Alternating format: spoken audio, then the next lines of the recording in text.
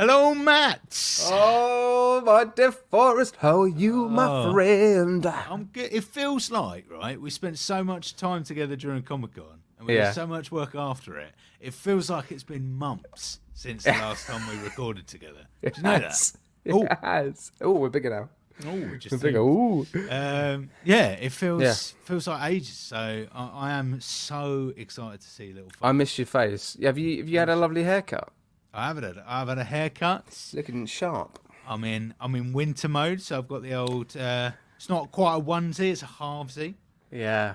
which I bit sounds like a racist term. I apologise for that straight from the offer. No, you wore this last year. This time last year, Yeah. you wore your comfies and stuff. So it's nice to see him taking an outing again. It's nice to see you dressing up for the podcast as well, mate. Thank you, appreciate it. That's all right, no problem at all, mate. No, not in your pajamas. I know. I've got a white t-shirt on. All right. All right, sorry, mate. Well, I thought I'd put on my cap, so I'm dressed for the podcast. Oh yeah, that's all you need, mate. That's all you need. This is my IP. I put on a jumper that I think's half washed, and I put my cap on. So. Well, it's sort of Actually, washed. It is. I don't know why I'm doing that, but because that's not your voice, is that? No, see, that's your voice. I put a cap on, and a lovely jumper I found in the wash. Anyway, well, I digress, mate. We can't have 2 weeks of banter in the first 5 minutes. That's true, though. We can't lay into each other. We can't go in 2-footed and just be like, right, let's carry on and chat with each other for the next hour. Yeah. No, that's right. No, I tell you what we need to talk about, mate. I tell you what. First things first, dear listener. Last week's episode, I realised that my mic was very, very loud. So if I was absolutely hammering my voice through your ear canals, if you were listening through your headphones or in a car or wherever, I sincerely apologise. I've toned myself down, so I'm really hoping this is a better level. But I didn't realise how much my voice carries. Maybe your impression of me is accurate. And what's so funny is out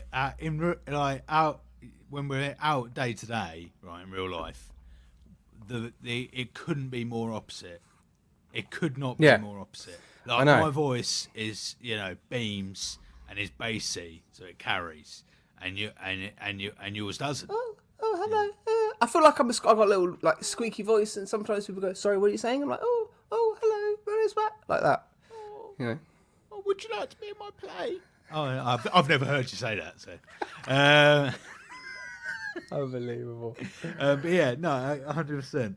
So yeah, no, but it sounds much better, and hopefully, fingers crossed, you'll blow people's ears off, mate. Well, do let us know, dear listener. Let us know if the balance is right. We're still learning. Still learning. Yeah. Not even been 2 years yet, guys. No, exactly. We're still little podcast babies. Yeah, exactly. But we digress. The new Marvels trailer came out today. What did you think, Matt? Mate, the final trailer of the Marvels. All I was thinking, originally, I was like, "This is cool. This actually looks pretty decent." But you made a really good point. Basically, I texted you going, "Have you seen the final trailer? It looks really good. I'm genuinely quite excited to watch it now." Now, I'm that typical Marvel fan where if I see the original Avengers, I'm gonna get excited.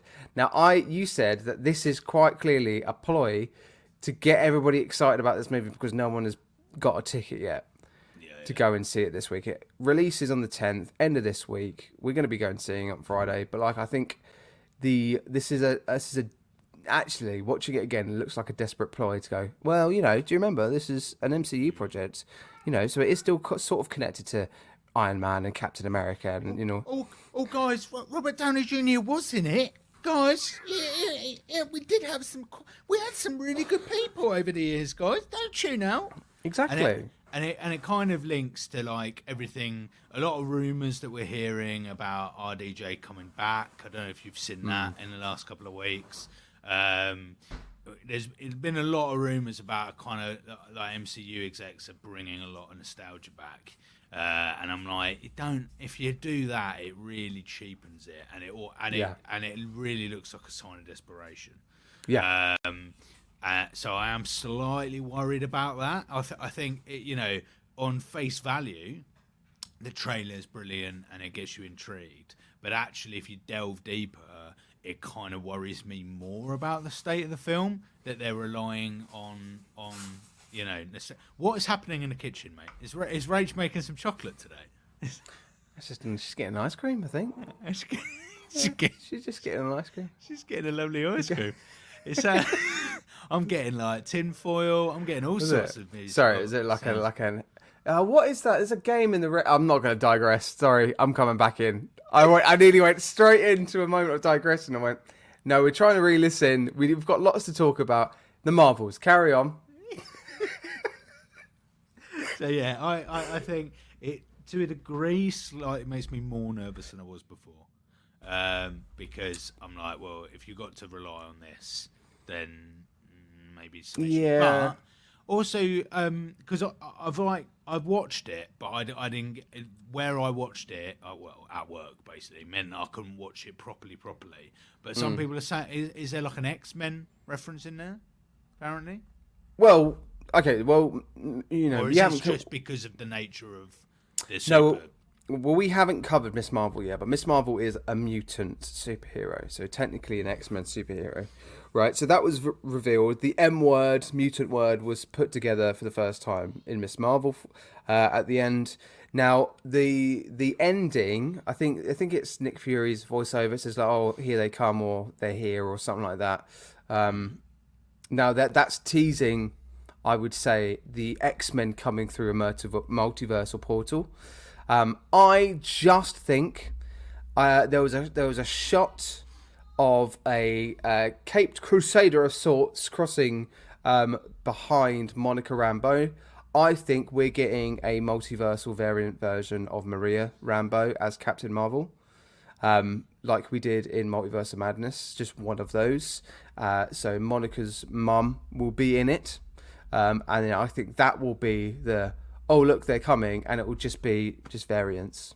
I don't think it will be the X-Men. I'd be very surprised if it's Deadpool. I'd be very surprised if there's any kind of link now to any MCU. If it's Loki, for instance. Like, could you imagine, though, if they sort of somehow tied the season finale of season 2 of Loki and then just seamlessly put that into the end of Marvel? It's like, I don't know. That'd be cool, but I didn't think it. Yeah, I didn't think anything of it, and then it did kind of hit me about the release days, and I was like, well, that doesn't feel that accidental. No, like, I mean, it would make sense. So I'm a bit, but equally, it doesn't feel that accidental. But in the same breath, it would also require everybody to watch Loki on the very day that it comes out, which there's no way Marvel would do that, and they're not gonna spoil it. So I think I don't think we're getting any of that. I don't think we'll get any X-Men. I really, sadly, I believe this is just going to be some things about Skrulls. We might get Gaia in there, maybe. It will be like the secret cameo, like, Gaia's going to arrive because the Secret Invasion linked. And then it will be like and then at the very end, you might get some like, what's going on with the multiverse? Yeah. End of film. I think as unhelpful as this is for the podcast and being a podcaster, I am not going in with any preconceived notions. I am just going to go in, sit my ass down in the cinema and just watch it and then take that decision after we've watched it. So, dear listener, what I would say is that what we will be doing on Instagram after we've seen the movie, we're going to give you our instant non-spoiler reaction live on Instagram and shove that on a story as well and just participate in that story. I'm sure there'll be a questionnaire coming out. The word came out funny there. Participate. Participate. It's like Moira from Schitt's Creek just then. Participate. David. What do you reckon the end credit will be? Oh, Forrest, mate. I just said I'm not going to have any preconceived notions. I don't know. I don't know, Forrest. But you can have an idea, though. That's not a preconceived. In all honesty, mate, I'm expecting jack shit. Oh no, I reckon they'll pull it out of the bag for the end credit, mate. Nah. They will pull it out of the bag because you know who will be. You know who will be in the end credit. Why are we second guessing this? It's so obvious. Harry Styles, right? Yes, it's exactly what I was about to say. Really? Genuinely. Really? Oh, made a joke. No, because the last time we saw him was the Eternals. Do you think? Well, I mean, if they're genuinely going to bring him in at any point at the MCU, then surely we're going to get another tease of him. Especially given that we've not got the Guardians anymore, and this is the only kind of outer Earth film that we've had for a while. So, I mean, maybe that's what Nick Fury's saying. They're here. Little Troll Man and Harry Styles. They're here. No. But why? But well, I mean, why were they introduced in the first We'll have to wait and see. I'm genuinely intrigued. All right. Anyway, we're not here to talk about the Marvels. Doesn't want to speak about this anymore. We're here to talk about something far more interesting. I can't say it without laughing. Okay, dear listener, the time has come for us to review She-Hulk.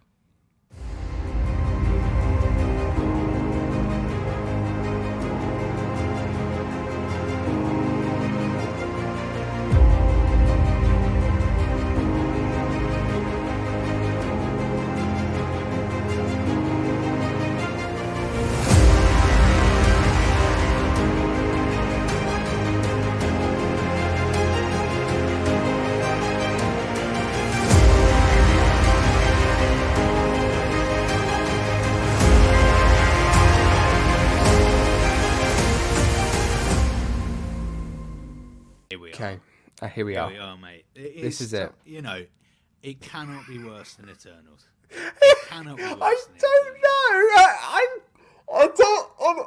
I'm having a bit of a crisis here, Forrest. Okay, because you've had a little. Well, I say little. You've had a massive sized chip on your shoulder about 3 weeks ago when it emerged that we were getting to She-Hulk. You know, I think you are. You're giving it a lot of hassle, mate. Okay, so I'll be honest. I will disclose, dear listener, that what I did do after Comic-Con, I went to Forrest. Can we skip it?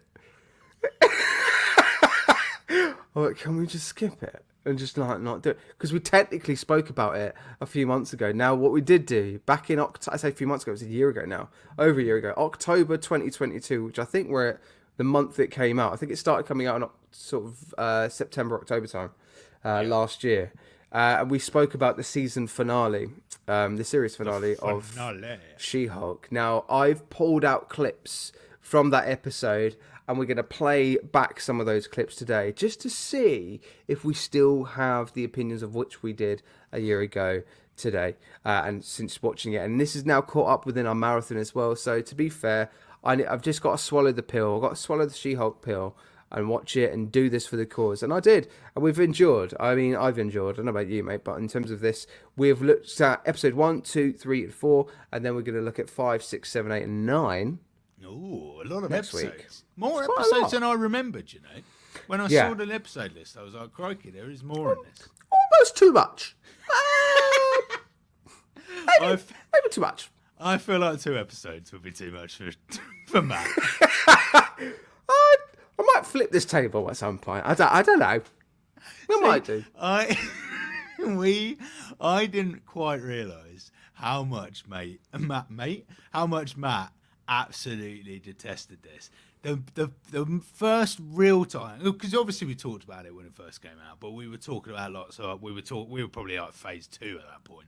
So we were talking about loads of other stuff, right? Yeah. But so on the first night of Comic-Con, we went back to where we were staying, and I said to Matt, it might be a great time. Let's stick on She-Hulk. I have never endured 30 minutes of Matt moaning as much as he did in the 30 minutes we watched the first episode of She-Hulk. It was honest to God, listeners, it was like every scene was a dozen reasons as to why Matt was getting. He was infuriated just by Jennifer Walter's presence. I mean, okay, all right. Okay. I'm not being that scathing, but it's close, but it's not that. All right, there are fundamental issues with this show, which we'll talk about in a moment. You broke Josh's TV. You threw the sweets at the TV. All of those cards and stickers. No, yeah. All right. Well, let's go. Let's start. Take a deep breath in, dear listener. If you're listening, thank you. This is, if anything, this is testing the commitment of our dear listener. If they are listening to this episode right now, you are the core audience. Mate, if you've managed a year and a half of this bullshit, you've fucking done a good job. That's, if you've managed this far, then I salute you, quite frankly. But yeah, it'll be a fun hour. Join us. Here we are. So episode 1, She-Hulk. We have Jennifer Walters.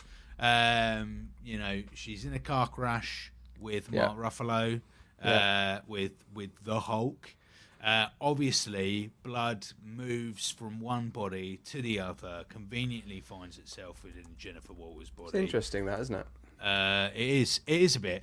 And plot hole number 1, the Incredible Hulk's blood has therefore never, ever splattered anywhere on any of his victims in the last however many years. Exactly. With all the fights that he's had with other people, other aliens, monsters, humans, and they've had cuts and he's had cuts, and not once have there been an exchange of blood by accident. But no, that's it. I mean, I would have believed even more. Do you remember those bottles of like gamma infused drinks that Stan Lee had in the factory in the Incredible Hulk, right?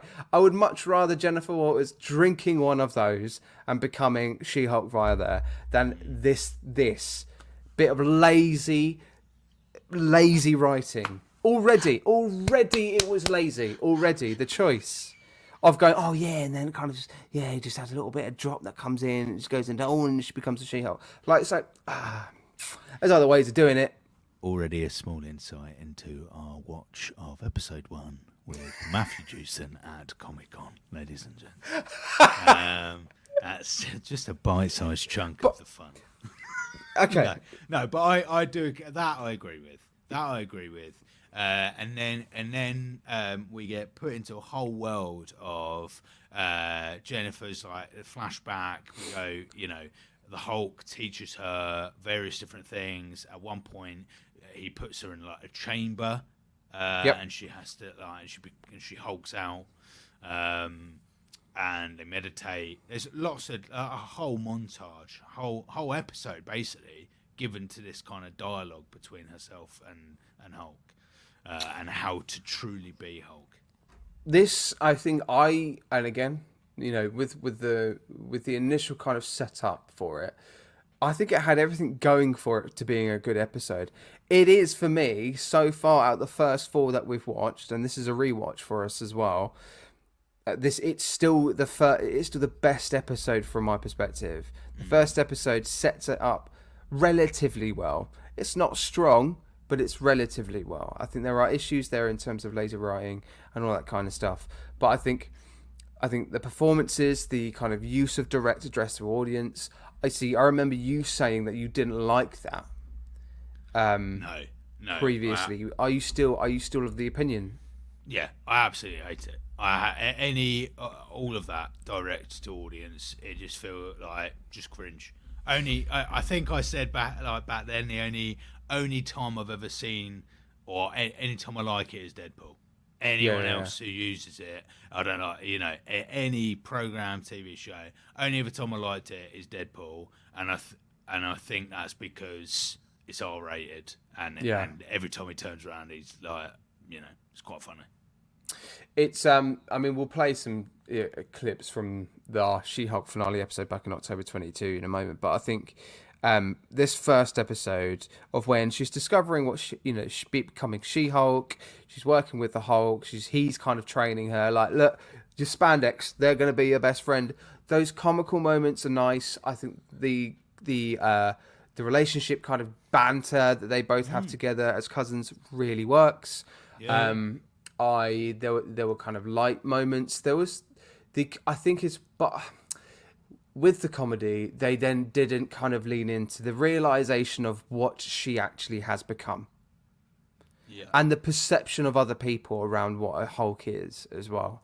I think they could have played into that a little bit more, the kind of fear around it. But I think the premise of her becoming She-Hulk and her being able to then immediately balance the Hulk side of her and Jennifer Walters herself, and that being like a decade plus of an issue for Hulk to start kind of figure out. And that's because that's something that she's had to deal with all her life in terms of like misogynistic kind of vibes and all that kind of stuff around it, and in terms of her her dealing day-to-day life with people just pissing her off and undermining her and mansplaining and all that kind of stuff.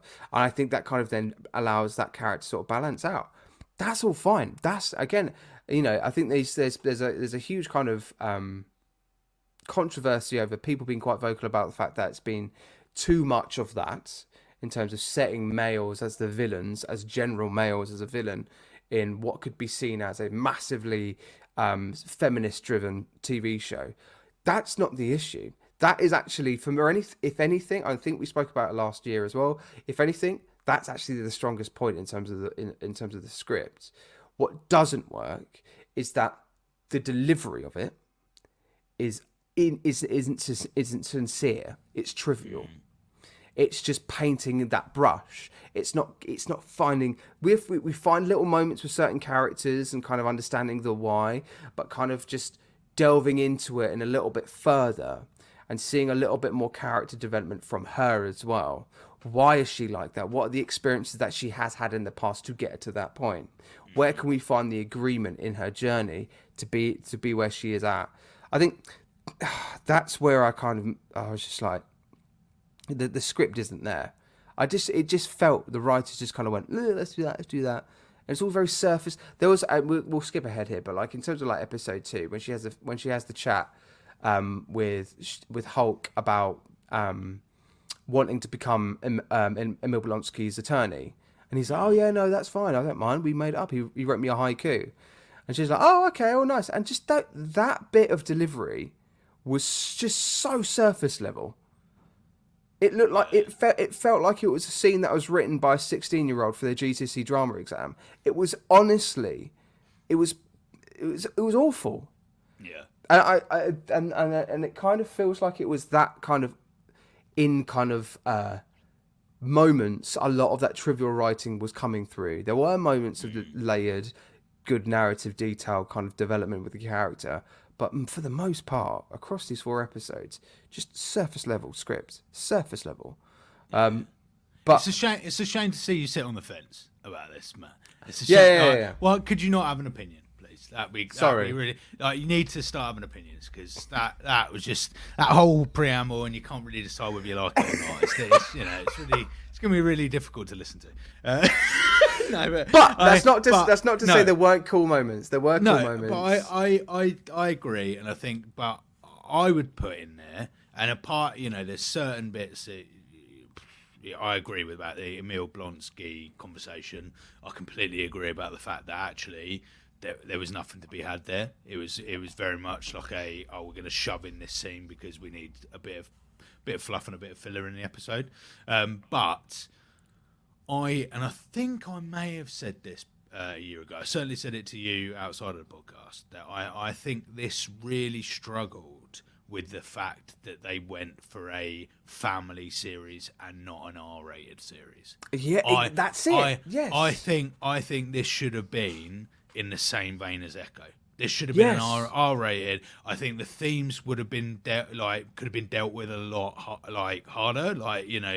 For instance, I think in the first or second episode when she's out on a night out, I think it's the first episode, and she's like, demonstrating what she goes through when she goes out on a night out. And I think if they didn't have to worry about ensuring that was a family viewing program, I think that the themes that they allude to could have been tackled far better. That's absolutely right. Dating, and the problem is, what I didn't understand is why bring those themes in if you're not going to make it an R-rated program. Like, why is she bringing a guy back to her place? And we're seeing all of that take place. I'm like, well, why include that at all? You could have conquered semi-feminist themes by not delving into that side of it, right? Young women teenagers deal with all kinds of things every day, right? And you could have delved into that and shown that, and that could have been a family-friendly TV series, and that could have been something where mum watches that with daughter, dad watches that, family sit round and they discuss it, right? They discuss these things, but the themes that they decided to explore within that remit were not something that could be explored in their entirety in that world, right? 100% agree. Look, if you want an example of that, go and watch Sex Education. Sex Education is R-rated, and it is designed explicitly to create conversations and dialogues between young people, 18 plus young people, right, or 16, it doesn't have to be 18, but is designed for those conversations. You cannot do that if you're trying to make a family-friendly program which 10-year-olds can watch. It's nonsensical. Misogyny, sexism, gender equality on comedy themes. Yeah. Do you know what I mean? They should be dealt with and handled delicately and through the lens of drama. Not to say they can't have comedic moments and moments of light, but those themes, like you say, are serious and need to be addressed delicately and appropriately as well through it. Now, this is the thing: the message, the theme, the message of what that show is a good message to have, and it's a good thread to have. It's particularly what you would argue to be quite a male-dominated fandom as well, right? And I know right now that we are two guys talking about this, right? Yeah. And I think we should have probably said that about 29 minutes ago. We really should have, yeah. We are saying this obviously from a place where we're two blokes. And to be honest, it would be great to hear from and anyone who listens who's not a bloke or identifies as a bloke, to kind of tell us what your input is about that and about She-Hulk. But yeah, sorry. I think you're just kind of. In a nutshell, that is just absolutely agreeing with you there. I think I basically put a note here, okay, where I've got some interesting moments of narrative and a good theme, but met with unsavory comedy. And I think that's what that is. What you're talking about. It's clearly they either had a few writers in a room. One had a very clear view, and one was like, let's make a family comedy show for a new audience, for a younger audience. And then it kind of it's just a hodgepodge of like poor script writing. But talking about specific moments, okay, what did you feel about kind of the initial first fight between She-Hulk and Hulk? That kind of first clap, when she kind of like realizes she can do the clap and that kind of stuff. Going back to episode 1. Yeah, I thought it was all right. I thought it was good. I think first episode, I would probably say dwelled too much on the Hulk and She-Hulk. I think I think, as we said, this whole series could have been shorter, and I think that could have been half an episode, not a full episode. There was a lot of conversations where I'm like, well, unless I'm going to follow the Hulk for the rest of this series, this is a massive contribution that he's having towards these conversations. I didn't mind that. I didn't mind the opening fight. I would have preferred to have been a proper fight. With her family, where there's not going to be a result from that, is there? That's the thing. I think we needed a genuine fight. I think, or maybe just a moment where both of them were met with an evil. Met with something that came and sort of disrupted the camp, or if his camp was like invaded by, I don't know, people, whoever, a crew, all right, of people, a crew of bandits. A crew people, something a lot of. But to see them maybe just team up and then fight and then show off their skills with a genuine threat, where it was just, again, too family friendly. It was too kind of jovial and stuff. I think I did like the bookends of episode 1, so the beginning and the end, and it's kind of like Yeah. right, okay, now we're in court, we're law and order. You've had your little backstory. Now we're going to give you like, okay, now you're ready to go. I didn't mind that, and I'm going to go straight into episode 2 because one of the things I do enjoy, and I really enjoyed when it came throughout the series, is I think they did a really good job of bringing in news and other forms of media within the episodes. So whether that's the date matcher, I think is the app. I think whether that's the news where they show articles, she goes on the news in one episode, and then they kind of completely change what she said. And I like that. I thought that did work. I thought within a comedy trope and within like some serious themes but explored in a comedic fashion, I thought those scenes did work, and I thought that was quite a good way of getting young people to think about actually what they're seeing when it comes to the news and when it comes to like how we imprint labels and names onto people. But they've actually had no say in that name or that label. So I personally, I think actually the series did a really good job of that. And episode 2 opens with that, with She-Hulk being coined as a phrase, and I think that was good. Yeah, I think that was not. Yeah, I think you're right. That's nice.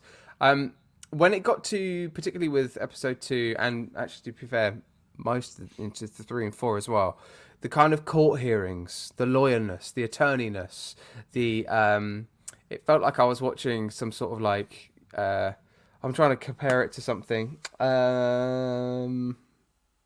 It's like a daytime lawyer kind of TV show of some sort, but like it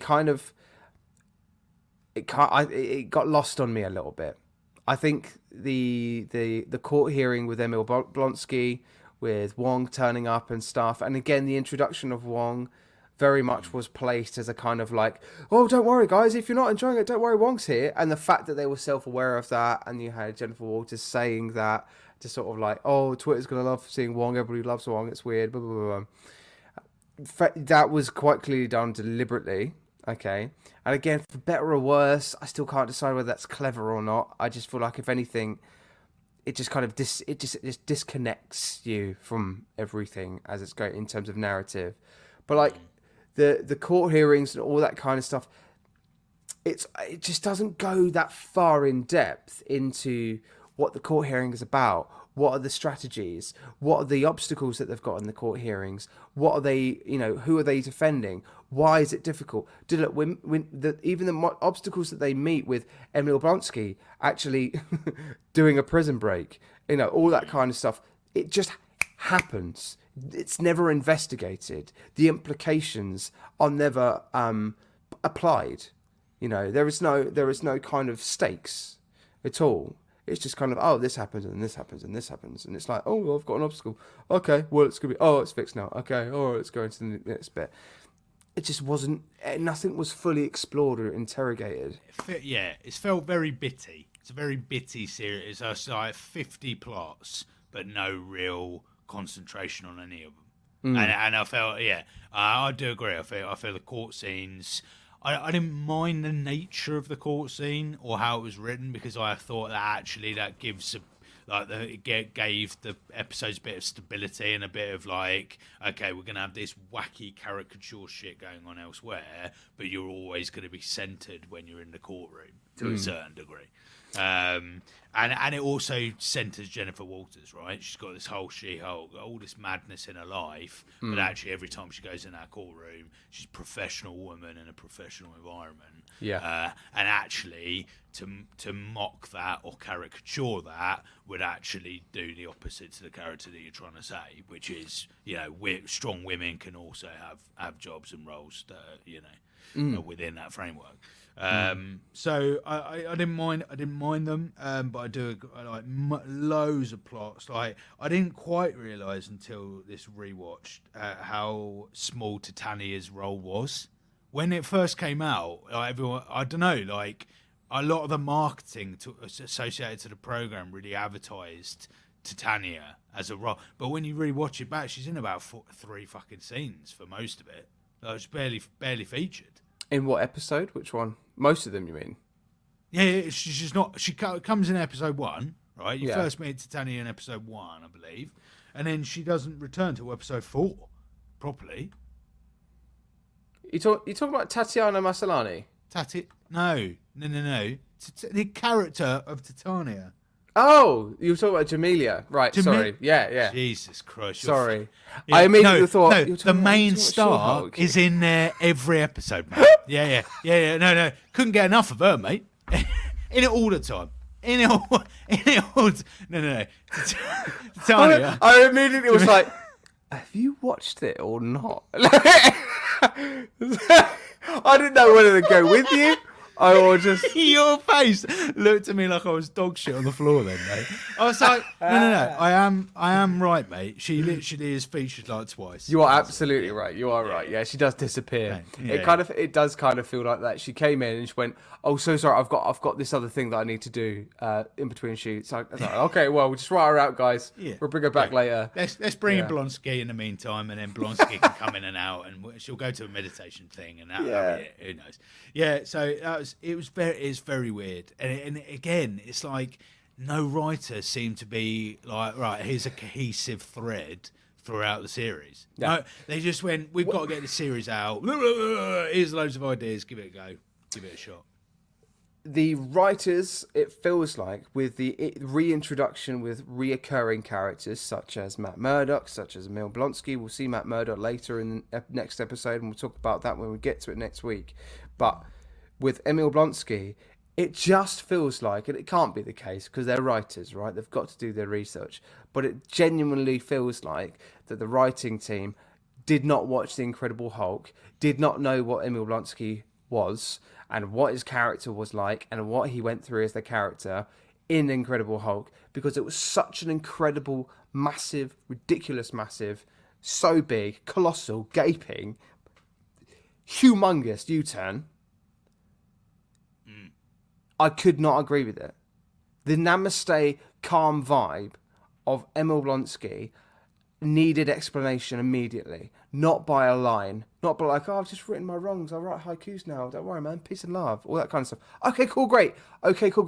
But how? Why? You were like to the brim with anger and rage. You were given super soldier serum, and you went on a rampage. And I know that was hello, who was that in the background? That was said in Jennifer Walters' line in the first episode. But like, I needed to see just a little bit more, or more reasoning. How did that jump happen? Because it does just feel like just such a massive U-turn. And for anybody that's expecting to see the Emil Blonsky from The Incredible Hulk, well, no, that's gone. Vice versa, also with Matt Murdock, but we'll talk about that next week. Yeah, it seemed, and also during his trial scenes, right? It seemed like the oh my god, the actor's name has gone out of my head for a meal. He's famous, you know. He's a good actor. He's a good actor, you know. Tim Roth, yeah. So even Tim during the trial scenes. If you strip out the camera, even Tim looked like he didn't fucking know what was going on. He's like sat in a chair, and it was just a bit like, what? What am I playing here? It really like, I was a bit like, he's so chilled on the chair. It almost looks like Tim. That's Tim, and he's actually got no idea what's going on. He's a bit like confused. But I'm like, it's so weird. Like, it was such a weird, and it gets even weirder in the next few episodes when we go to. We get Donny Blaze. Donny Blaze comes in. I know. We get Madison and Donny Blaze. Which actually, I quite enjoyed that scene.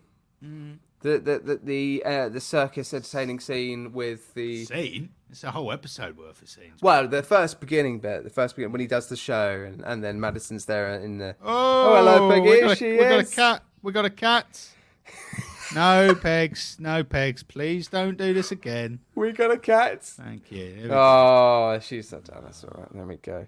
But yeah, I liked it. I liked those moments. It was quite funny. And again, the Madison inclusion, her then going into different portals and then dropping into Kamatage with Wong and ruining the Sopranos. That's funny. I enjoyed that. That was good bits of comedy. So let's see. I'm not massive. I'm wholly negative here. That was a positive for me. I genuinely watched that bit. I was retained.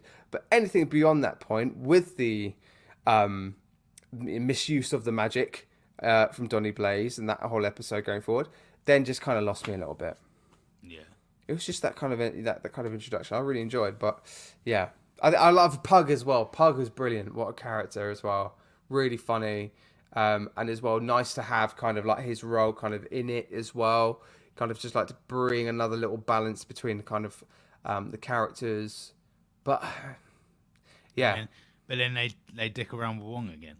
Yeah, and even Wong's a bit strange in this. Wong is it's just it's like when street artists make a caricature of yourself. Yeah. Right. It's like someone's done that for you, and you've gone, oh yeah, this will be a fun. This will be a fun. And then on the back they've written, "This is a caricature." Like that's what this series feels. It's just like haha, here's the joke. Let's talk about the joke. It's like, what are you doing, mate? Like, what? It said they're watching us, aren't they? Is it program Us? It's a great program. It's the three siblings. I think it's Us. Oh yeah. The American one, drama. Great show. And they're watching it, and I'm just like, oh my god, and they do it multiple times. It's like everything you ever learnt at drama school about what comedy you can't do in comedy. It's like this. The writers have decided they're gonna just go against every single rule. Yeah.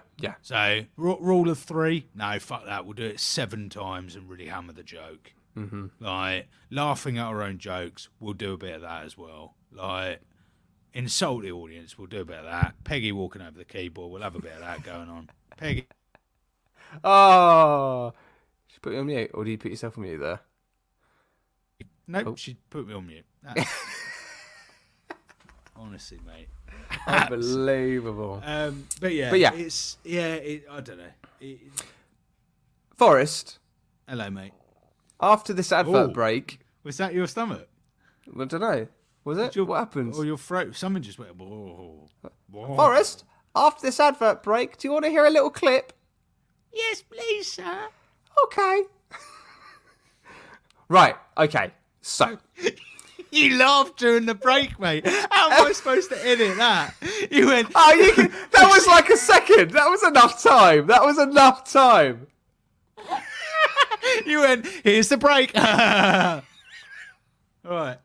Then straight into it. I'm going to include this as well. Right. We'll see you after the break.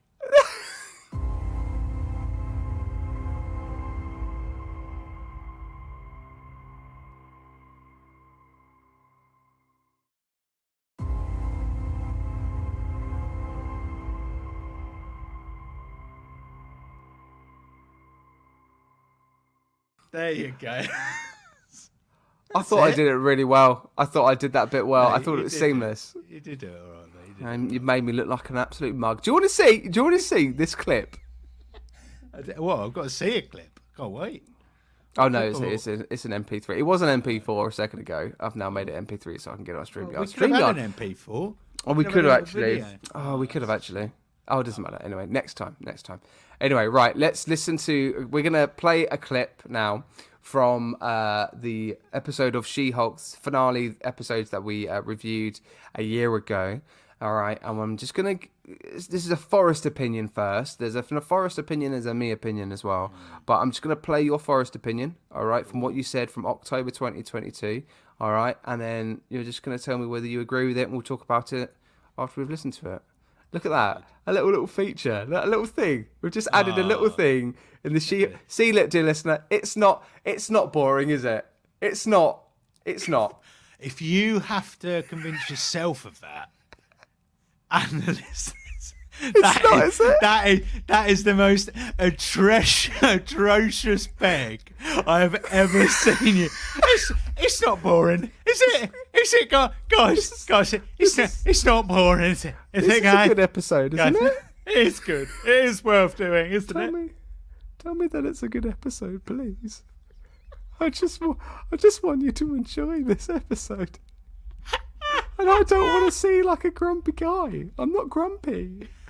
Anyway, I'm going to play the clip. Here we go. I think for me, it's less about us as an audience and more about, for me, it shows that there is some level of turmoil in Marvel. Like for me, it feels like they genuinely do not know what is going on. I think for me, there you go. That was the comment. So that was in regards to the addresses to the audience and the kind of swerves that we keep getting in this series, particularly at the end.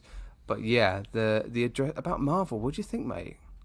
I think I agree. I still agree with myself there. You still feel like they don't have a direction? Even a year on. I think they have a direction, but whether I still think they can be in turmoil. Though. I think MCU, we are at a turmoil-driven state in the MCU, and I think that is evident and clear to see when we talk about the state of the newest Marvel trailer.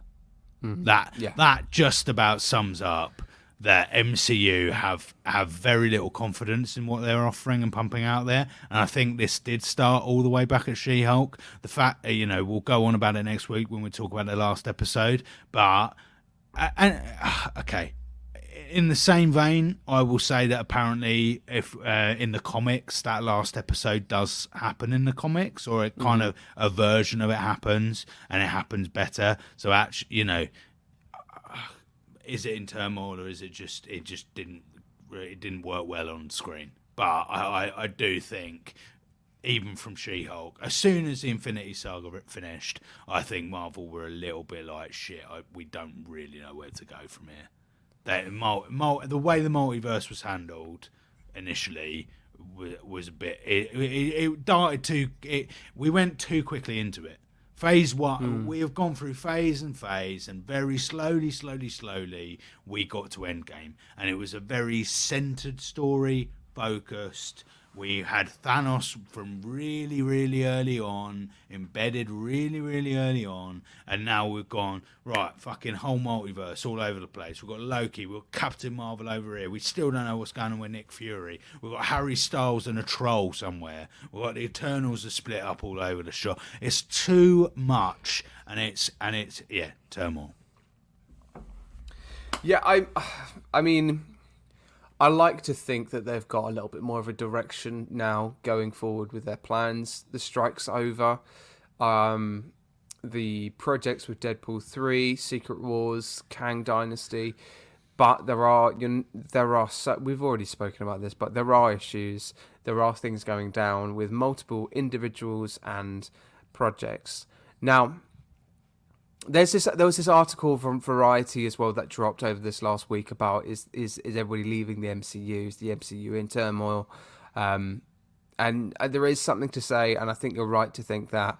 I'm still in the belief that we can find ourselves out of this at some point, and I think once we get over the Kang Dynasty, I think maybe when we get into Secret Wars, I think beyond that point, we're going to hopefully go into a new golden age. Yeah, and I think I said this in recent podcasts that I do think once we're, like you say, at the Kang Dynasty, I think we're gonna. I wonder whether we will have an MCU or whether we will have more singular stories, branch timeline stories, and I think that's the best way to go. I think drop to a degree, drop the universe. That doesn't mean that stories can't interlink or connect. I just think drop the overall universe and then focus on some really good singular stories. Focus on some really good you can still do ensemble. Follow the X-Men. Have an X-Men series. Great, but it doesn't have to all relate to a wider picture. I think they have blown that open too quickly with the multiverse, and now there's no way back.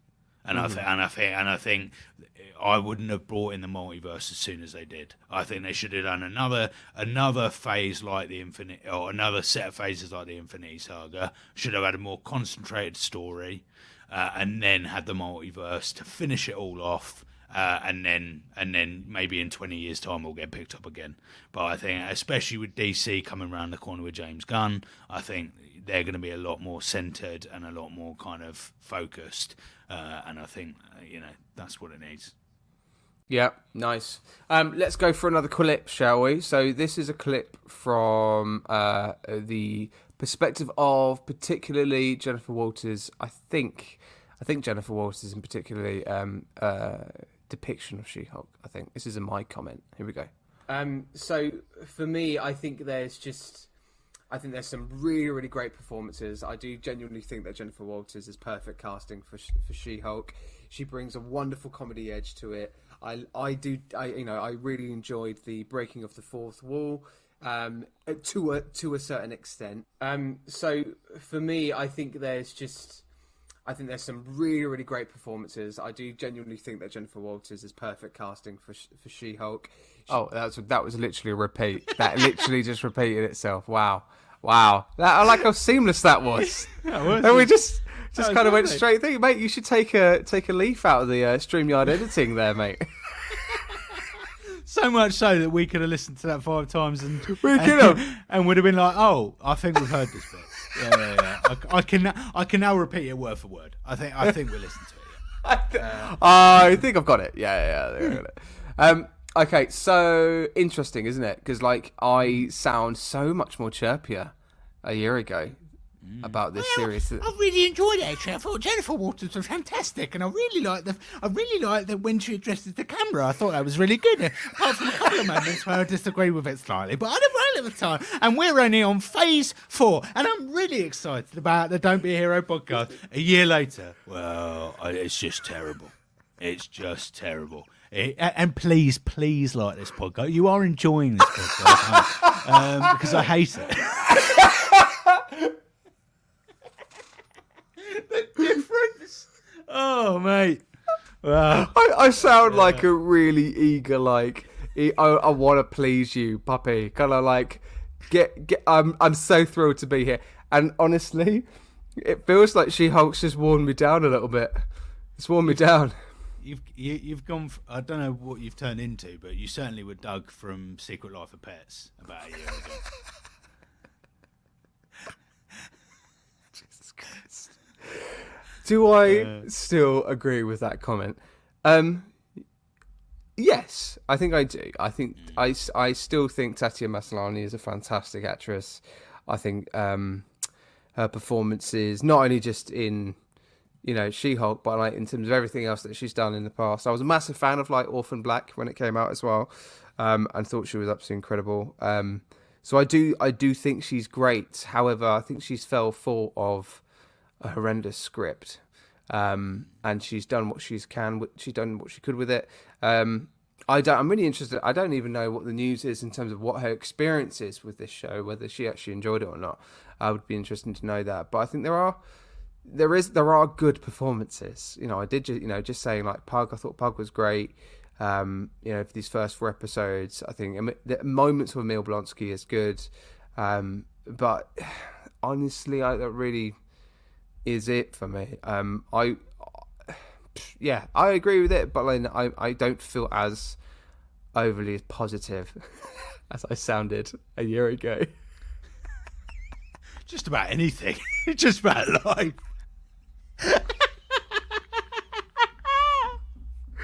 Oh my god! Oh, Matt. Oh my god! Can we talk about something else?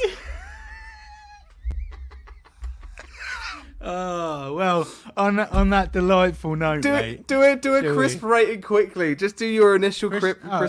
Because we always it's a TV series. We give two crisp ratings. We do. We go. Originally, it's going to be this. Is it going to change? That's what we usually do. See, this is the thing though. I don't mind it. I don't mind it as much. You're being too kind, mate. There are some fundamental flaws, but it's still you can watch an episode of it and you're like, all right, that was all right. Okay, I'm going to ask you now. I'm going to ask you right now, Forrest. Dead serious right now, mate. Okay?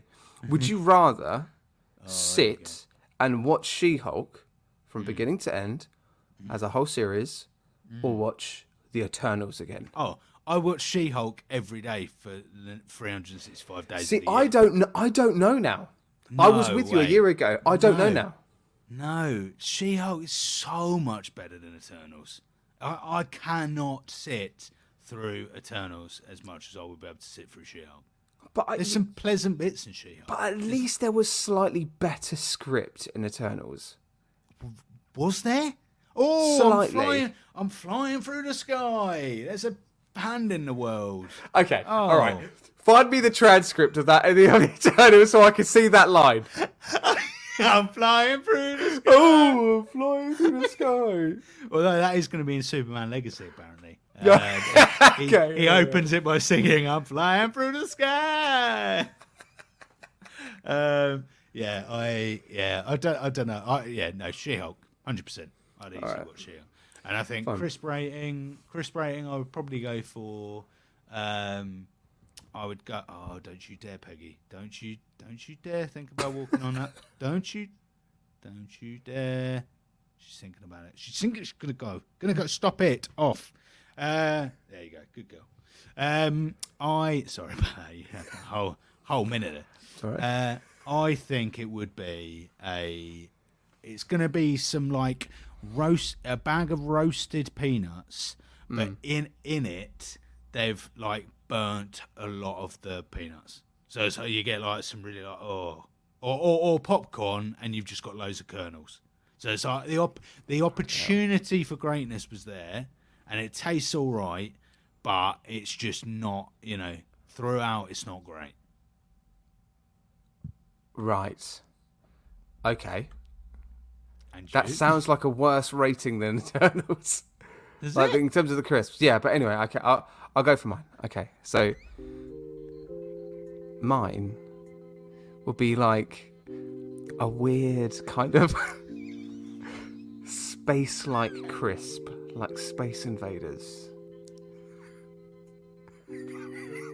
We have not agreed you having your own fucking music background to the crisp element. No, wait, listen.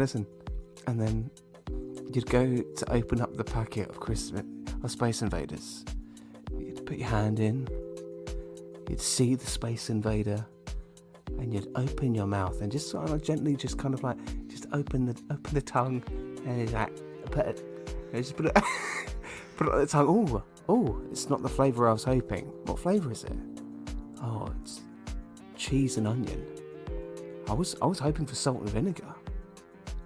This is a disappointment. And you just basically just like crush it up, you smash it up, you break the crisp packet, you rip it up, you just punch through it, and you're like, why are you the way that you are?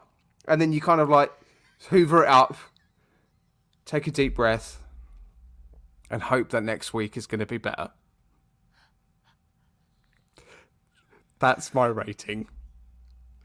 Goodbye, listeners.